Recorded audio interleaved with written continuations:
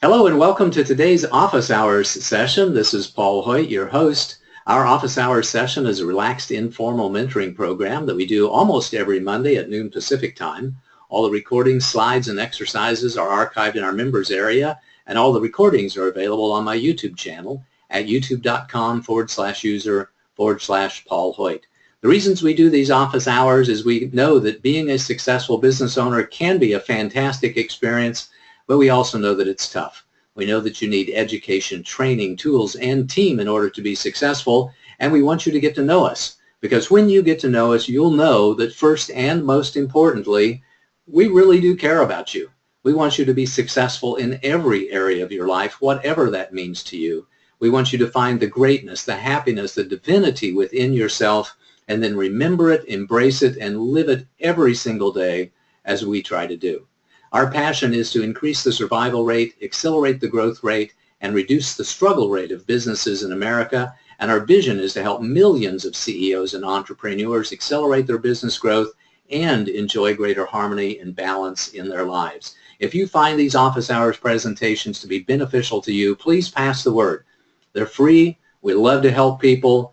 And we think that, in fact, we know that we're bringing a lot of value to people. And we'll talk about that a little bit as we talk about value propositions for today. Our office hours agenda is an in-depth discussion of a business success principle. Then we offer some closing remarks, special offers, and an invitation for next week's session.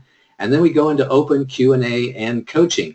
And the best question or the comment wins. And as a quick heads up, I want to invite some of the people who are on the call today, as we're going through and talking about the dozens of different ways in which you might bring value to people, is at the end of the call, we're going to give an opportunity for you to talk about your business a little bit, and let's discuss some of the value propositions that you might have and the ways in which you are bringing value to your client. And again, the best person at the end of it, the one who contributes the most and interacts the most, is going to win a prize, and we'll decide that prize based upon who wins it. We want you to join us in the Awakened CEO communities on both LinkedIn and Facebook, where we publish a business success principle of the day several days a week. And every day, when I get up in the morning, I publish an energy of the day posting in Facebook, in the Awakened CEO community, and on my business page. I think today was number 1036 in a row. It's really a great habit to get up and try to say something insightful or inspirational to other people and put a little positive energy into the world, because when you put positive energy into the world, you are drawing positive energy into you, and it really helps your day start out just right. So today, we're going to talk about why people buy, creating your value propositions. As always, we try to relate the subject matter of the day to one or more of the key performance areas of success. And today it's about leadership, but it's also about sales and marketing. So you, as the leader of your business, have to take 100% responsibility for everything that happens at your business. And one of the things you need to be responsible for is understanding the value that you're bringing to your customers, and then find ways of communicating that value in your marketing messages and in your sales conversations and in your sales script. And that's what we're going to focus on today. We also relate the subject matter of the day to some of the levels of performance. And those 3 levels of performance that we talk about in the Awakened CEO system are mindset, methods, and momentum. And we also relate the subject matter of the day to one or more of the focus areas, which are business growth, professional growth, and personal growth.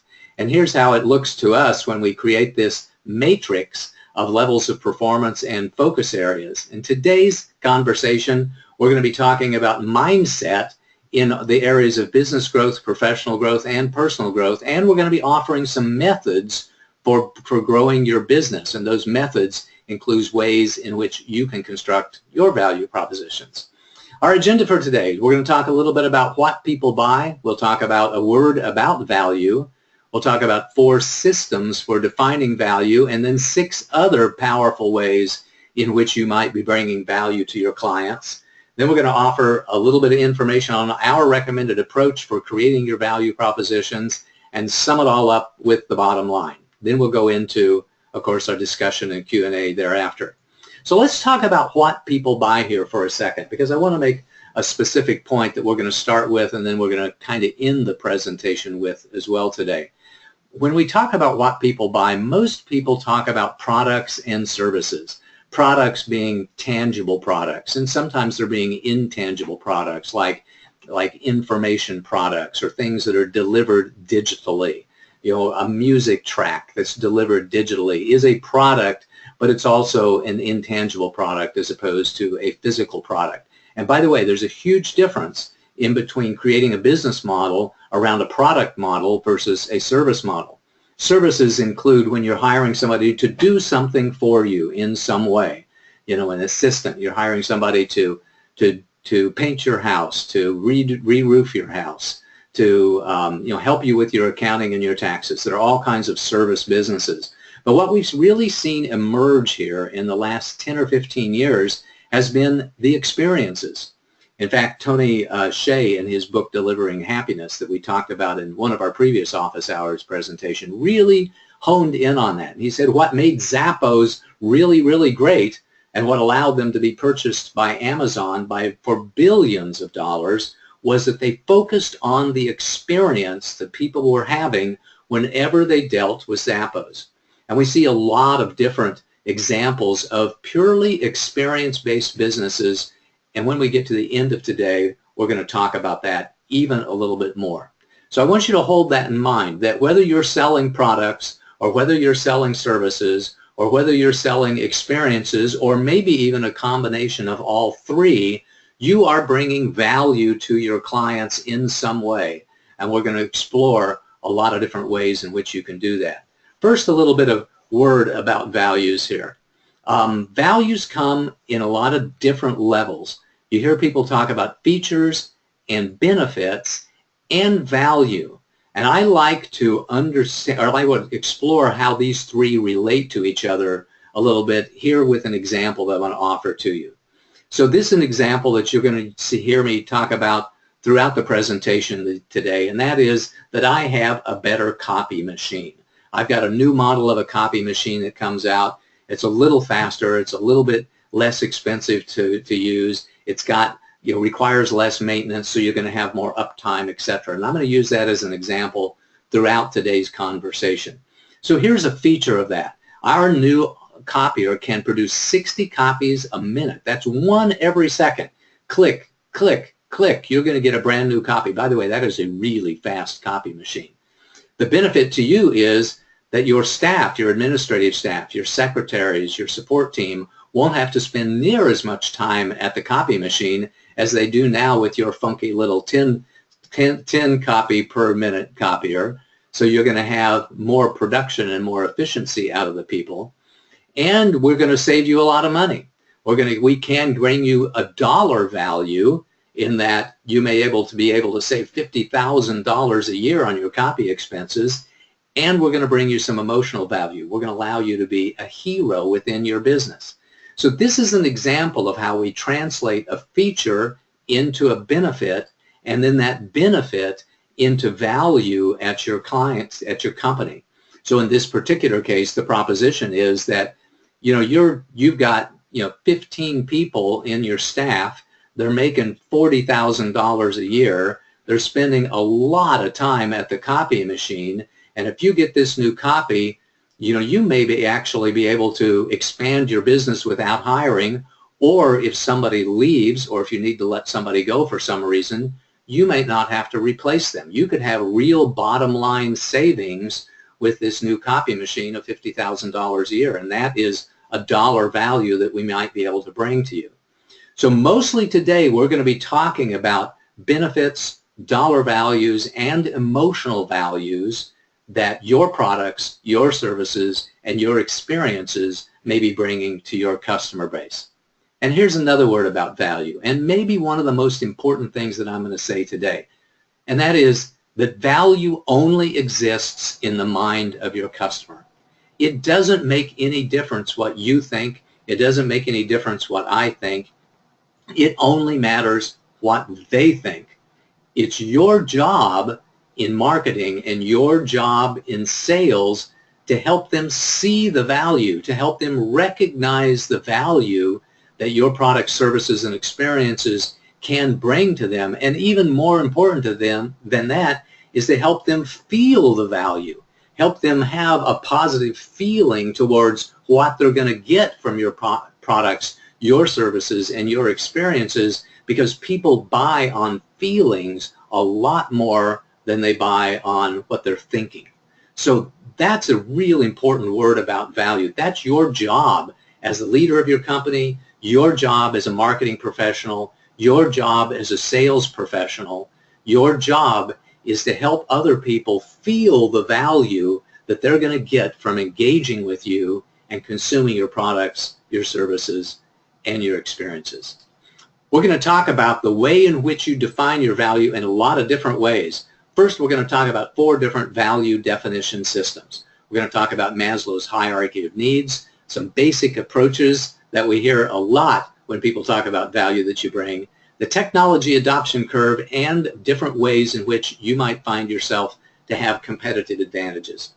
And then we're going to talk about other powerful values. We're going to talk about the carrot and the stick.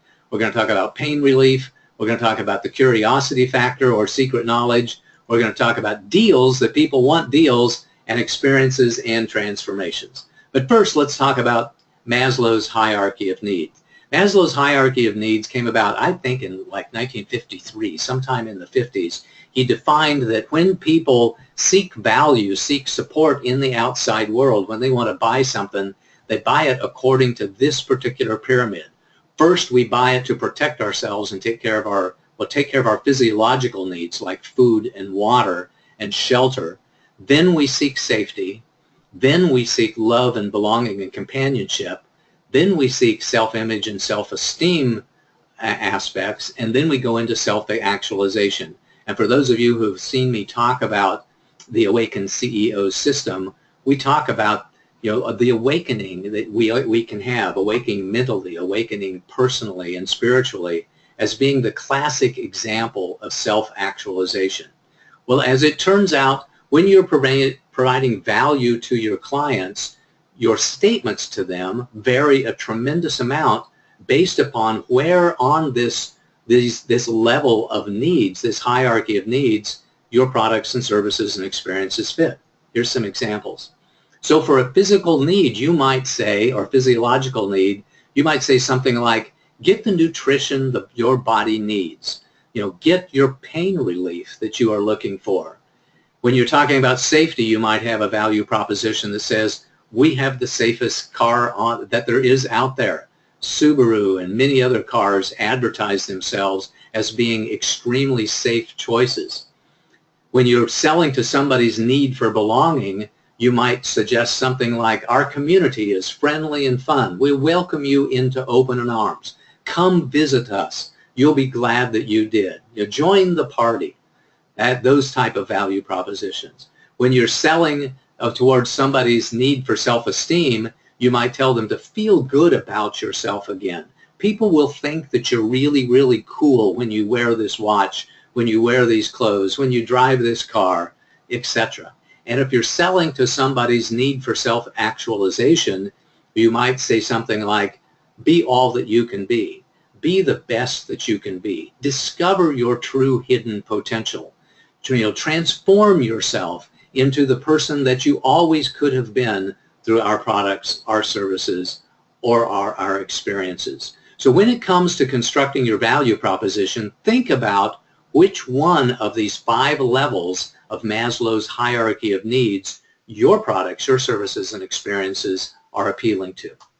And then let's talk about basic approaches. Basic approaches: fear, fun, greed, sex appeal, vanity are 5 of the tremendous basic approaches that we have out there. Fear is sometimes we call that the need for safety. For fun, it's the need for comfort and pleasure, or the desire for comfort and pleasure. For greed, it's the desire for wealth and financial security. For sex appeal, it is the need for companionship or the desire for companionship. And for vanity, it is the desire for self-image and self-esteem. So you don't have to put things in kind of a negative way. Any of these ways can be a very good way of expressing your value. Let's talk about two of these in a little bit of detail here. The first one is that fear sells. No question about it that fear sells. And there are lots of different fears that you can bring up for your clients to inspire them, to encourage them, to motivate them to move on and to purchase your products and services and experiences. There's the fear of missing out. Don't delay. If you don't act today, you're going to miss out on this opportunity. The fear of being seen as foolish. Don't be laughed at by your family and friends because you're driving a clunky old car. The fear of being shunned or rejected. If you don't, for example, buy our mouthwash, you could be rejected by a person who could be the love of your life. The fear of making a huge mistake. Don't miss out. Don't screw this up. If you buy somebody else's product without taking a look at ours first, you could be making a tremendous mistake. The fear of not realizing your potential.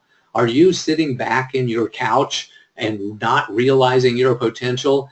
Could you be something far greater than you are today? And the fear of getting hurt or the fear of even being killed.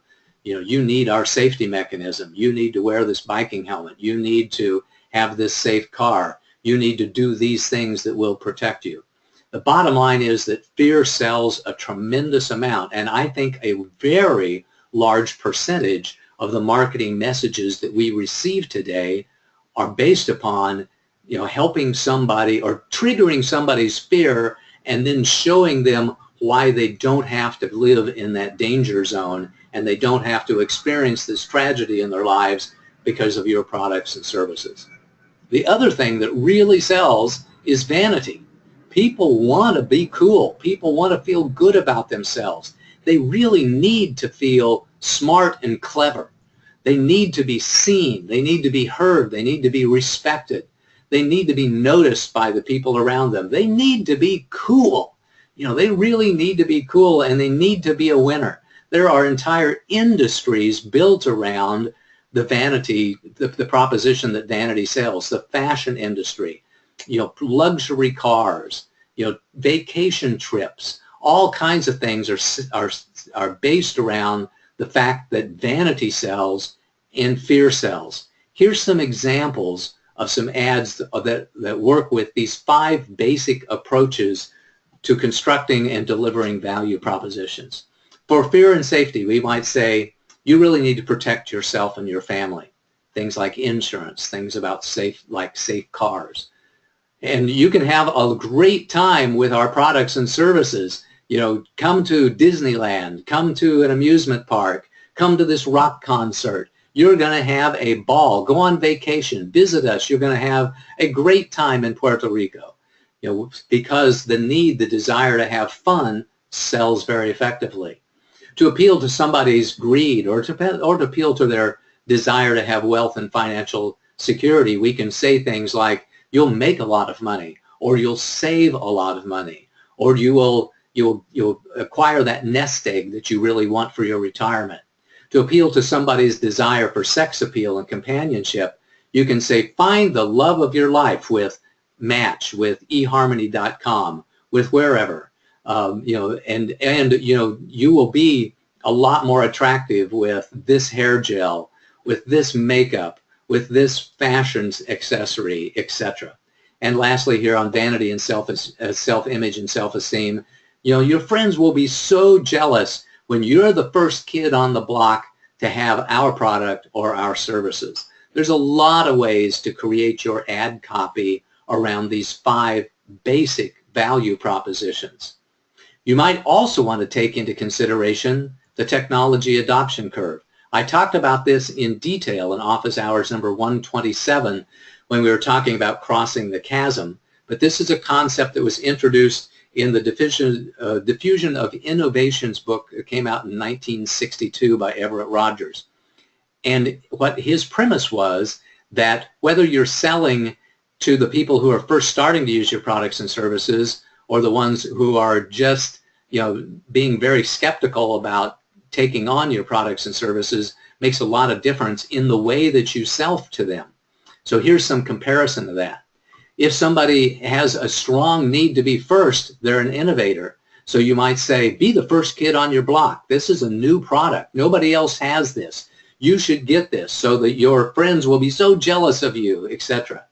If they have a need to be seen as a leader, you might tell them, be a leader in your industry. This is just starting to take hold, and you don't want to miss out on it. If they have a need to be a pragmatist, then you talk about a lot of social proof. We have sold 10,000 of these. We've sold 100,000 of these. It is becoming, we have established a position in the marketplace as a dominant market leader. So now's the time for you to take advantage of this and get on the bandwagon. If they have a need to be very conservative, you can say, we have established a tremendous dominant market share. We have worked with hundreds of people. We've worked with tens of thousands of people. We guarantee our results in some way so that appeals to the conservative mindset. And you might appeal to the skeptical mindset, because these people only change when they're absolutely necessary, is you generally talk to them about the fear of losing out and the fear of not being able to continue in business unless they use your products, your services, your experiences. A classic example of that might be that, QuickBooks 2014 is now out of support. If you have any problems at all, we can't help you. We don't want to help you. You have to upgrade to QuickBooks 2016 in order to be in support. That type of value proposition will be attractive to the skeptics and the people who are laggards and who won't change unless they absolutely have to change. So here's some actual examples of some ad copy. Be the first kid on the block for the innovators. Get the latest technology for the early adopters. We are taking the market by storm for the early majority. We are the proven and safe choice for the conservative ones, and you have to change now or else for the people who are the laggards. Let's talk a little bit about a competitive advantage. A competitive advantage is there are several of them. You can say that we are better than our competitors. We are faster than our competitors. We are cheaper than our competitors. We are just new, and we're just different. Interestingly enough, it is a competitive advantage just to be new and just to be different. And here's some examples. So when you say you're better, you can say we have the highest quality. As measured by J.D. Powers, as measured by our surveys, as many, many people will tell you, we have the highest quality on the market today. If you say that we are faster, it means you can get the job done, or we are just the most convenient choice. Because convenience saves time, and that makes the experience of purchasing the product or service or experience be quicker than it would be otherwise. So it's just that doesn't have to be that your product works faster or your service is completed quicker. You can sell convenience as being an element of a faster competitive advantage too. Cheaper is, the classic Walmart, everyday low prices. And new meaning this is our most advanced model yet, which of course appeals to those people who have the need to be seen as innovators or market leaders. And different means you could sell that you will be the only one. You will not only be the first, but you will be the only person who has this because it is unique, and you will be seen as being some sort of industry leader or as being unique yourself if you have our unique product, our unique service. So those are ways in which you might be able to communicate a competitive advantage over other people. By the way, the ones which is the most curious to me is just different. Because some people, every year in the fashion industry, they don't come out and say that, our model this year is better. Our clothes this year are better. Our clothes, you can get them faster. They're not cheaper than they were last year, but they are new and they are different. As it turns out, that people just want to be different. They want to have something different in their life. They just don't want to wear the same thing that they wore last year. They want to wear something new. So you can just be different. You don't have to be better, faster, or cheaper. And still people will buy that, but you have to communicate that very well for them so they see the value in that and feel the value in that for themselves. So those are the 4 value definition systems that have overlapping characteristics, but that are largely not overlapping within themselves. So Maslow's hierarchy of needs, you generally appeal to one level, maybe two, but not all five of them. With the basic approaches, you can appeal to one or two of those, but not all five or six of them. With the technology adoption curve, typically you only appeal to one of those at a time. And with your competitive advantage, you can appeal to two or three, but certainly not all five of them at the same time. So now let's talk about the other powerful ways in which you might want to bring value to your clients. And those are, again, the carrot and the stick, pain relief, secret knowledge, deals, experiences, and the last one on the list, transformations. Let's talk a little bit about the carrot and the stick. The bottom line is that people fear the stick a lot more than they want the carrot. Many people will tell you that the ratio is like 10 to 1. Well, if you want to spur somebody to action, you have to trigger the emotion of fear and trigger the emotion of pain in order to get them to take action today. Because people who just see the carrot out there may be satisfied or complacent with where they are until you remind them of what terrible danger they're in, or about how much better they could feel with your product, your service, your experiences. But here's a big caveat when it comes to selling the stick, to beating people over it, saying, you know, something terrible is going to happen to you if you don't buy our product, you don't use our service, you don't have this experience for yourself today. Here's the caveat. It's really difficult to be a positive person when you're beating people with a stick all the time. My chosen approach, and something I would recommend that you consider for your business, is that we talk a lot about the positive aspects, the comfort, the value, the reward that people might enjoy, the sense of belonging, the sense of self-esteem, the sense of self-actualization that they might enjoy with our products and services, but we throw a little bit of the stick in there. You know, you don't want to wake up 10 years from now and find out that you could have done so much better. You know, you don't want to wake up 5 years from now and find out that if you had used our financial product today, that you would have been money off down the road. You don't want to wake up, 15 years from now and find out that you could have bought a house today, and by then you'd have your house paid for, etc. So I'm, by the way, a big fan of a whole lot of carrot and a little bit of stick, because you do want to spur people to action, and you do want to remind them of the value that you're bringing from them. And it is beneficial from a marketing point of view to remind people that they have been in pain, that they are in pain, that they might be in pain again unless they take your advantage of the offer that you have for them today.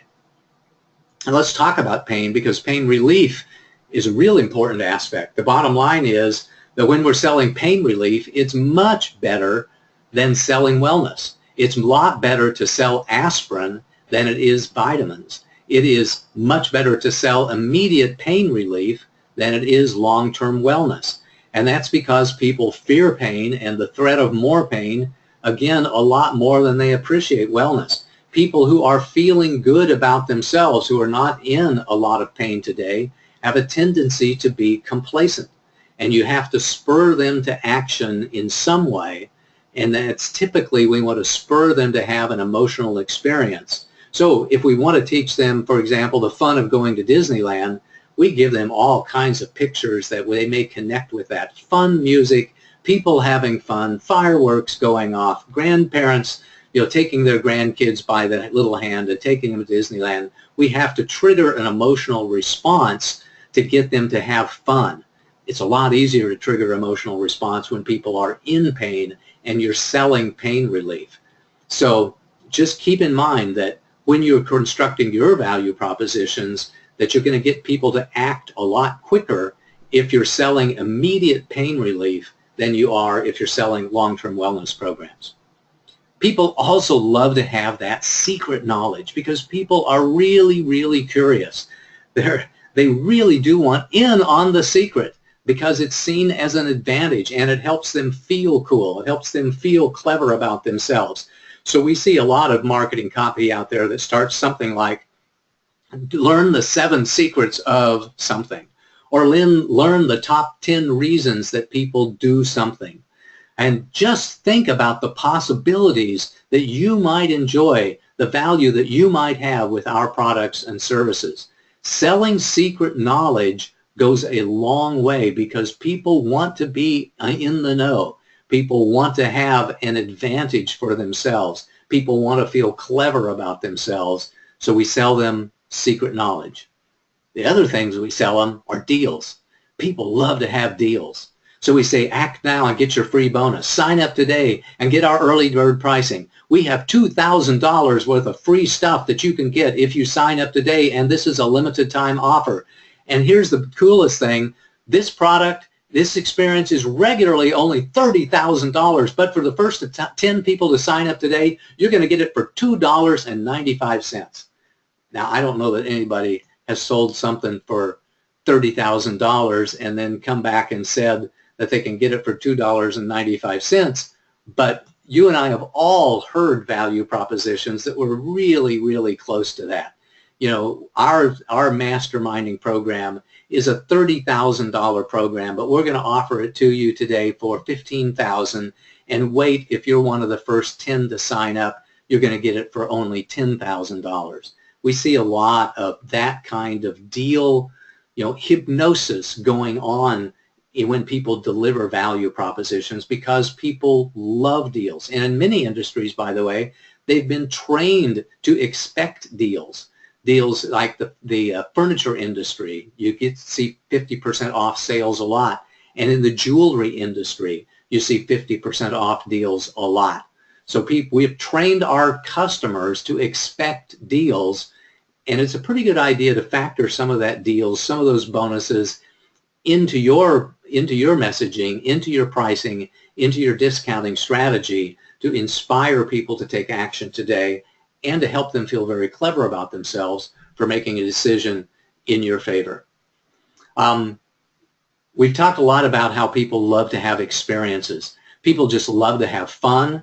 People love to see things that they haven't seen before. They love to do things that they've never done before. They love to be in crowds of positive energy. They just love to have the adrenaline rush, and many of them love to be challenged.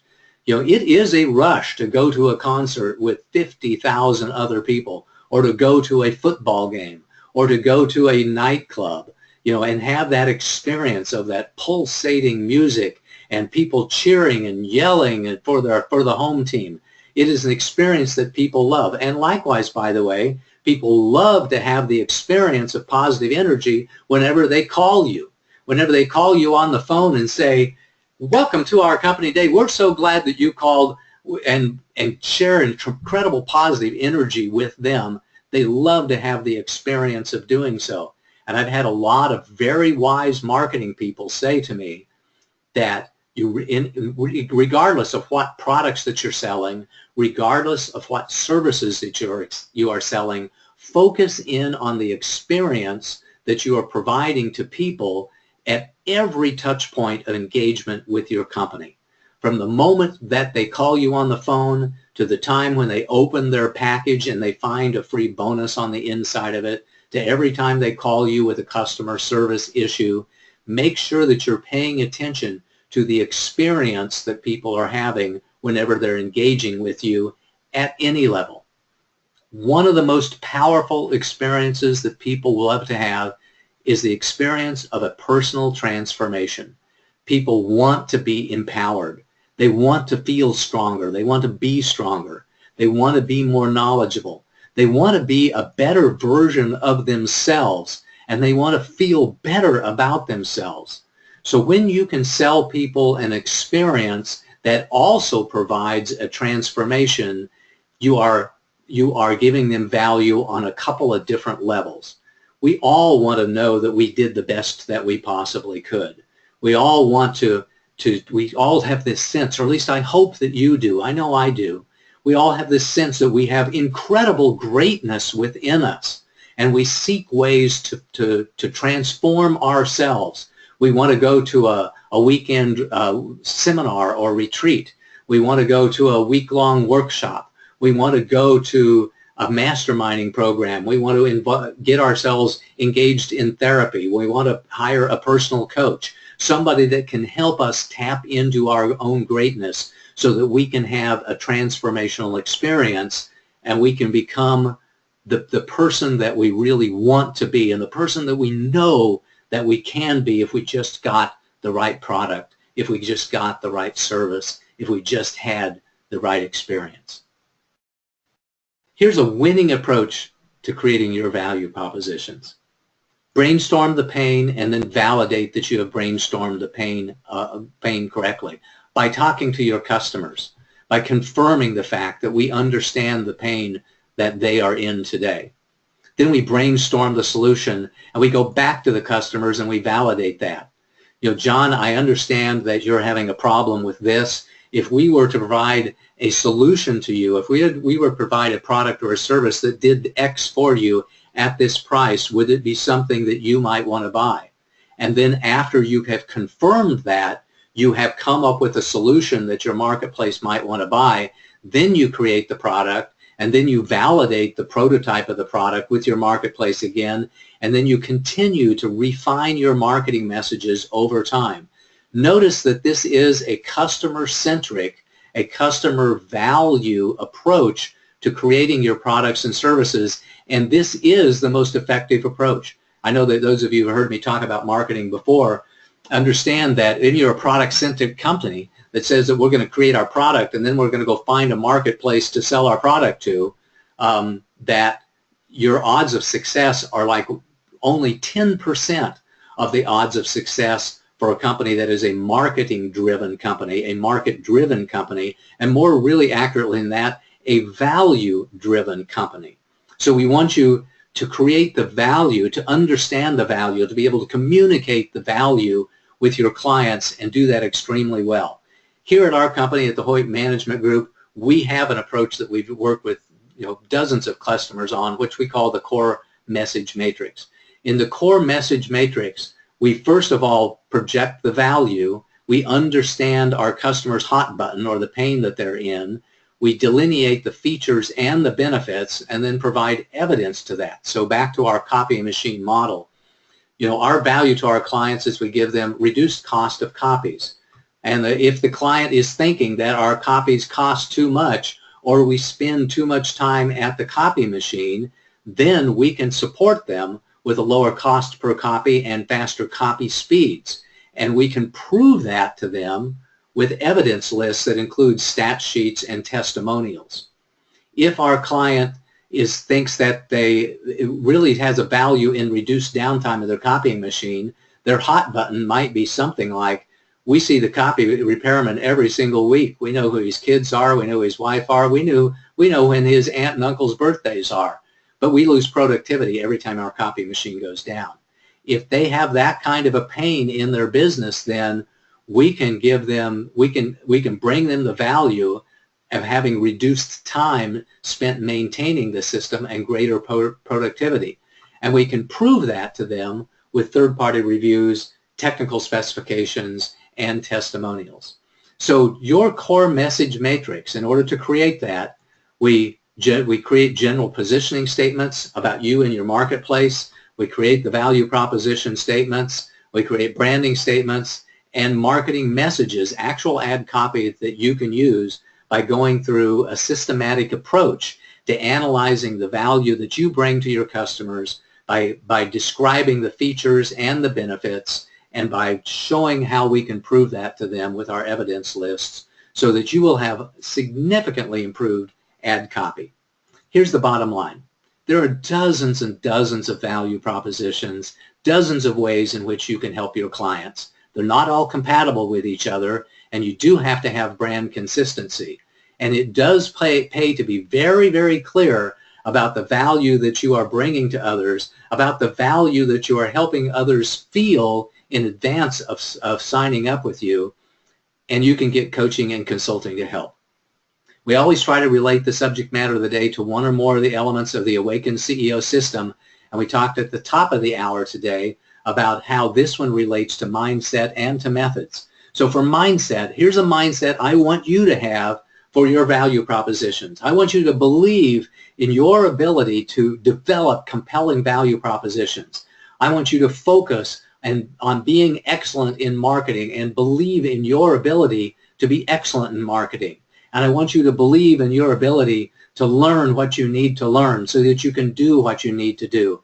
And from a personal point of view, I want you to be able to set aside your personal agendas. And believe me, that's a huge step for a lot of people, because frankly, when it comes to creating value propositions, your opinion doesn't count. It's only what your customer thinks. It's only the value that they see in their mind that really counts as to whether or not they're going to make a decision to buy your products in your services and your experiences. And the methods that we had to offer today were encouragement to use a proven support to create your product, services, and experiences in the first place, and then to use a systematic approach to creating your marketing messages and especially your core value propositions.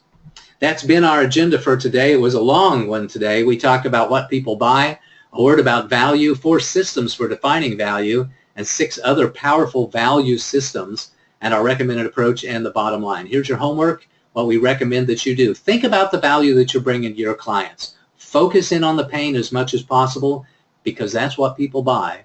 Complete the value proposition questionnaire, and later on tonight, and for those of you who are listening to the recording, when you sign into our tribe area, we have a value proposition questionnaire that we're going to be able to share with you that will help you go through these different elements that we've gone through today and help you construct your own value propositions and find ways of getting your prospects to feel the value of eliminating the pain, to feel the value of doing business with you, and of course, get a mentor or a coach to help you with that. You can go back and take a look at some of our previous office hours presentations, which are related to the subject matter of the day. Number 43 on improving your sales results, 50 on delivering happiness, 83 on writing sales scripts. Number 104 was on how to be great at marketing, 105 on how to be great at sales, and the one I referenced earlier, number 127 on crossing the chasm, will give you a lot more information on the technology adoption curve. We're going to go into Q&A and coaching in just a minute, where we invite you to have comments and questions on the subject matter of the day and then any other issues. And tell me what your biggest takeaways are, what insights that you gained from the presentation, and tell me what you're going to do. Tell me what you're going to focus on. Here at the Hoyt Management Group, we offer a wide variety of support services on 3 different dimensions. We help you do it yourself by teaching you, providing education and training programs. We will do things with you, like writing business plans, creating financial models, creating sales scripts and product funnels, and in some cases, we'll do things for you that you can just throw them over the wall and trust that they'll get done extremely well. Our support systems include systems for business growth, systems for personal growth, and the Awaken CEO system for integrated growth. And we are going to have introductory sessions and discussion groups on the Awaken CEO system coming up. We're starting those monthly webinars and discussion sessions very, very quickly. I think not this week, but next week we're going to have our first one. We're also going to announce some new group coaching and mastermind calls that we're going to engage with too, so watch your emails for announcements. Our next office hours is going to be on September the 26th. I haven't figured out what I'm going to talk about yet. You can let me know what topics you would like for me to address by going to paulsurvey.com.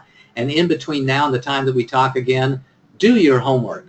And with that, let's jump into questions and discussion topics. And if anybody has, a business that they would like for us to talk about their value propositions with, I would love to talk about that. Stephanie, I don't know if you're with us or not. I do see you there.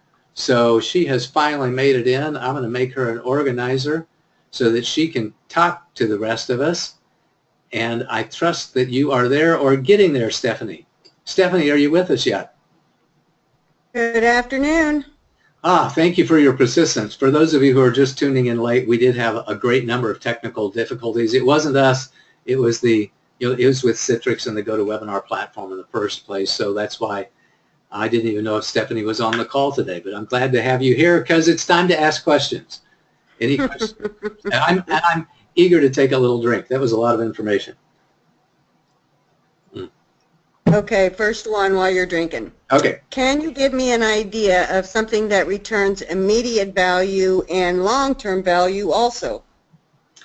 Yeah, and I think that you've seen this too, you too. So Weight Watchers, for example, I don't know if this is exact ad copy for them, but other weight management, weight loss programs will something like say that you will see the results immediately and you'll lose weight continually over time and you'll be able to keep the weight off. So we're talking to people about our weight management system, which has this quick start program so that you can lose a significant amount of weight, in the first week or in the first 2 weeks, and then you'll get continued benefit from our system over time, even to having lifetime value of our products or services over time too. So that's a classic example of how you can tell somebody that they will get immediate value from the system today, and over time they can do it too. Yeah, pain relief topics work the same way. You take 2 aspirin, you'll feel better right away. Continue to take 2 baby aspirin every day and reduce your chance of a heart attack, which, by the way, is a real value proposition. So we see products that do offer immediate relief, and they offer long-term relief at the same time. So that's a great question. Thank you very much for that. Next question or comment. Just got a little comment here. Value propositions can be very subtle, and not all communication needs to be verbal. That's really good, and I'm going to take Lewis off of mute here. Lewis, I invite you to expound upon that a little bit. Thank you for that great comment. You're welcome, Paul. 2 things with that is I'm going to use my own company, the Pool Party, as the example here. And what we do is we organize events in various places and allow people that attend our events to costume from head to toe as basically mascots of their own design. And a lot of what we do is we treat everyone as our customers. So the venues we work with, the places that make our T-shirts and towels and other merchandise and everything else, we look at everyone as that. So for in February of this year, we had an event at the Evergreen Air and Space Museum in McMinnville, Oregon. We basically had these walking carpets, basically, fun costumes, in and around the Spruce Goose and other awesome airplanes and everything else, but it was also Teachers Appreciation Day. So we paid to get in and everything else, and made us about a $1,700 difference for the museum. Meanwhile, teachers and students got into the museum for free, and we helped our own attendees be cool, be important, and also make a difference in providing them a space to make everyone else have joy around them. So it was sort of a multi-level happiness marketing. I love that. Yeah, thank you for sharing. So you might have openly described, here's the, wear a costume, have a lot of fun, come join us. But people will think that, they are contributing to a social cause which helps self-image and self-esteem. They may think that they're being cool, which contributes to their need or their vanity, or their, again, self-image and self-esteem. So we can lead with a particular value proposition, and then knowing that people will have these other feelings of value at the same time. Great comment. I appreciate that a tremendous amount. Thank you, Lewis. Oh, you're welcome. Any other questions for today, Stephanie? Yes. When people offer fantastic deals, it seems to discredit them with me. What do you think? I kind of hinted at that when I was talking about the deal for $30,000 that you can get today for $2.95. Yeah, it does with me too. But like I said, with some industries, we have taught the consumers to expect massive discounts. Furniture industry being one, jewelry industry being one, information product industry being another. We've taught people to, expect to only pay $500 for what we're proclaiming to be a $15,000 value or more. So in those particular industries, I don't know that it discredits us as much as it is just the way the game is played in that industry. I do think, by the way, that you can't apply that in other industries. For example, if cosmetic surgery, this surgery will cost you $10,000, but if you act today, you can get it for only $3,500. Doesn't make sense. In my industry, in consulting, I generally don't ever give somebody a discount of more than 20%, even when I'm running a special, because it discounts, I feel like it discounts in their mind the value of the service and takes away from the value proposition. So if I say this is worth $7,500, it really is worth $7,500. If you're a great friend of mine, if I'm in need of some immediate cash flow, I might come back and say, but if you act today, because we do have an opening in our schedule, you can have it for $6,000. To me, that doesn't discredit the value of the product or service that I provide. It just really is an honest discount to somebody else. I, by the way, have some consulting friends that will not discount their products under any circumstances. And not only that, they won't say that, they'll say that the product cost $1,000, not $997.95, not $995, it's $1,000, or it's $5,000, or it's $20,000. But we don't talk about 95 cents, and we don't talk about numbers that end in 7. We only share our prices in a way that holds true to the value that we see in it, that we hope that you see in it too. So absolutely, if you apply the bonus structure inappropriately for your industry, you can take away from the perceived value. And by the way, it makes it very difficult to hold true to your costs if you want to have a lifetime relationship with a client, because they will come to expect significant discounts later on unless you properly frame that. So I do like to frame mine as saying that that this is an introductory offer, or it's a special offer, or a one-time offer, or something like that, so that we can get back to pricing that fits my business model more successfully going down the road. So that is a great question. I do think that you can discount too much, and it does discredit the value of your products and services and your experiences in the mind of the consumer. Great question. Stephanie, another question. Okay, got time for one more? Maybe a couple more. We started a little late. I have a nonprofit. What value do I bring to those who donate or volunteer with me? That is a very good one, because typically when people donate to somebody, they're not getting anything, no product, no service, no experience in return, or are they?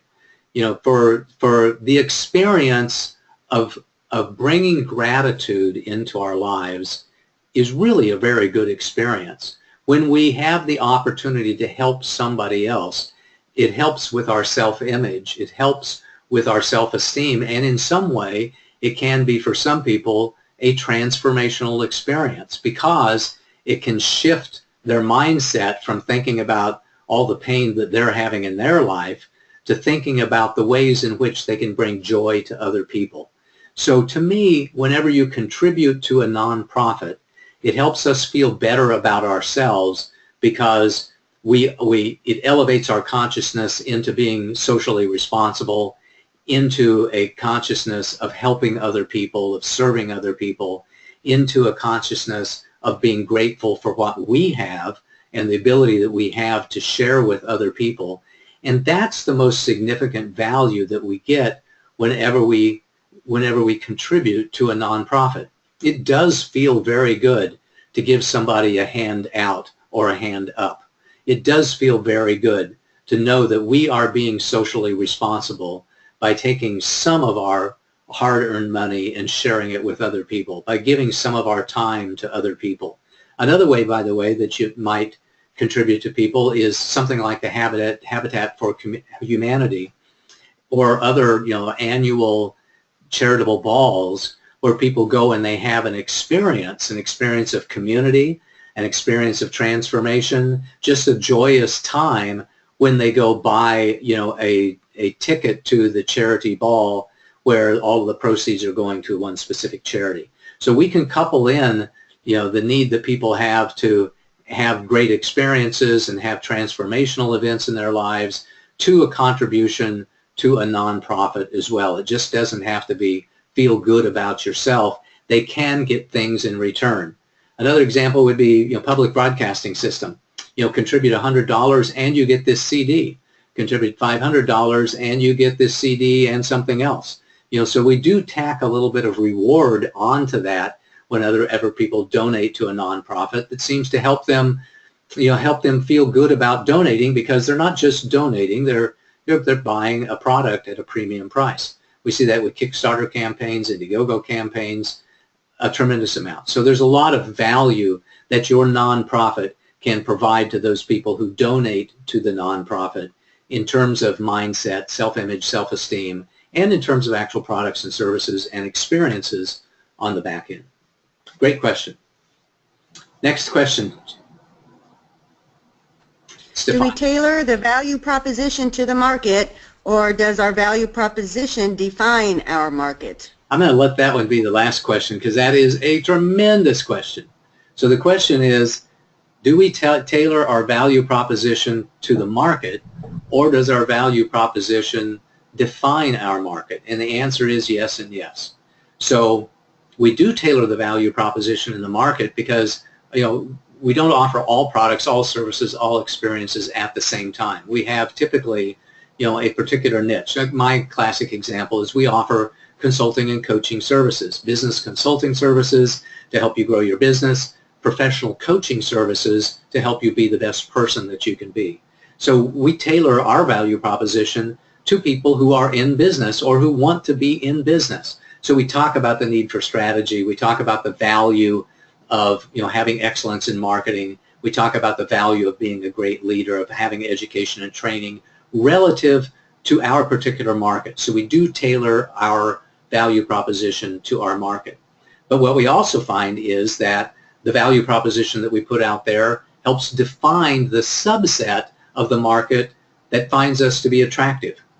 For example, if we put out a marketing message that says, are you struggling in business? Are you about ready to go out of business? Do you find that you have no money and do you need to find a way to move your business forward?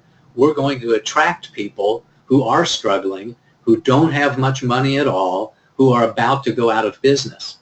On the other hand, if we say our value proposition is take advantage of the incredible opportunity that you have to grow your business through our strategic planning and financial modeling services. Find that low-hanging fruit. Find the very best way for you to grow your business quicker, grow your business more profitably. With our products and services, we're going to appeal to people in that marketplace who have a more positive attitude toward their business. Even simply just changing the value proposition from are you struggling in business to are you challenged with business? Or we'll shift a little bit of the people who are attracted to that message. Because if we say, are you challenged in business, people can be challenged in business in a very positive way. But if we say, you're struggling in business, that's almost always a negative connotation. So yes, the answer is yes and yes. You tailor your value proposition to the marketplace but you also define the marketplace, especially subsets of the marketplace, based upon the way that you communicate your value proposition to the market. I want to thank you all for attending today. Sorry about the technical issues that we had when we started out the presentation today. I'm going to give Lewis Lamp our award for the best question or comment of the day. I really appreciate you showing up, Lewis. It's always great to stay in touch with you, and you made a really great comment about the subtle approaches that we deliver value to our clients. I appreciate that. Give us a call. We'll offer you something of significance to you, perhaps a free 1-hour coaching session or something else to help you move your business forward or to help you grow in some way that you find valuable to yourself. And with that, I want to thank you all for attending our office hours presentation for today. Join us again next week when we'll have another office hours presentation. And until we meet again, have a most marvelous and prosperous day. Bye-bye.